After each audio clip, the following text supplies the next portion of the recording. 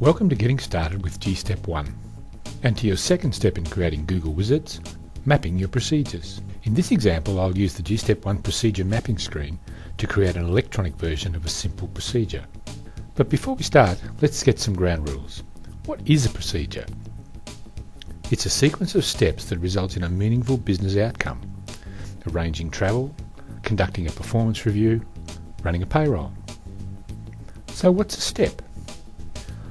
A group of actions that advances the flow of work to the next step. Fill in a travel request, then approve the travel, then book the travel.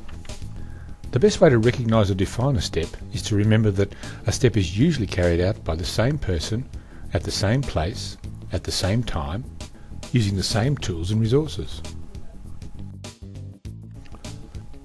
So let's begin. First, I sketch out the procedure as a flowchart or map on the whiteboard. In this case, I've decided to map our travel procedure because we need to get everyone to follow the same travel procedure and to cut our travel costs. I identify each step and what should happen when each step is done, including alternative paths. So here we are. Fill in a travel request, send it for approval, book the travel, and write the travel report. Now that I've sketched the map, I can start drawing it on the gStepOne mapping screen. First I log into the system, then I click on the navigation point icon and drag it onto the page. Double click to open. I'll call this Manage Travel. This will appear on the Wizard desktop at the top of the Wizard tree. I click on the task icon and drag it onto the page. This will become the name of the wizard. On my sketch, I call this Arrange Travel. I click on the step icon. I call this first step Complete Travel Request. So I type that into the dialog and make this step number 1. Here's the first thing to note. The length of the step title controls the step size. This is too big, so I enter return after each word. Much better. I do the same for Approve Travel.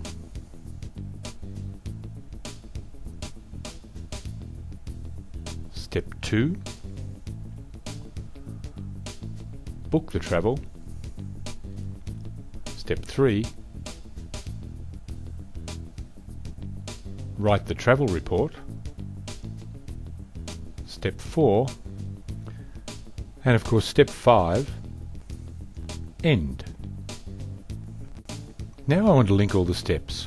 I do this by selecting the From step, holding down the Shift key, selecting the To step, and then clicking Link Objects. I repeat this for each of the steps I want to link.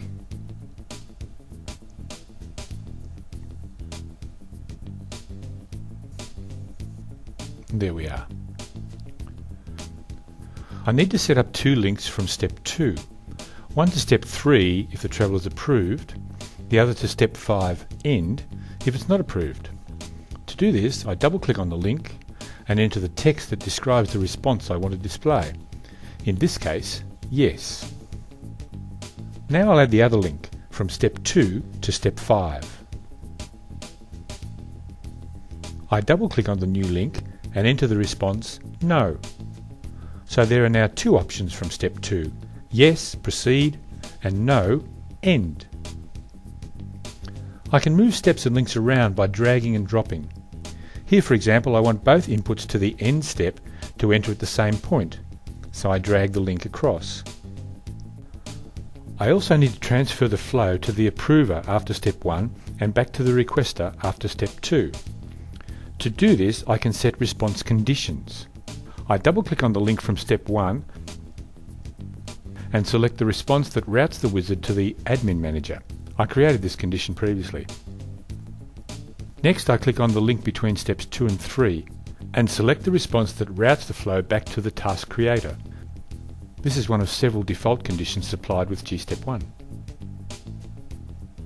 OK, I've now created the basic procedure map. This is a good time to save what I've done so far. I open the Manage Wizards panel, click on the Save icon, then I close the panel. Now I'm ready to add resources to each step.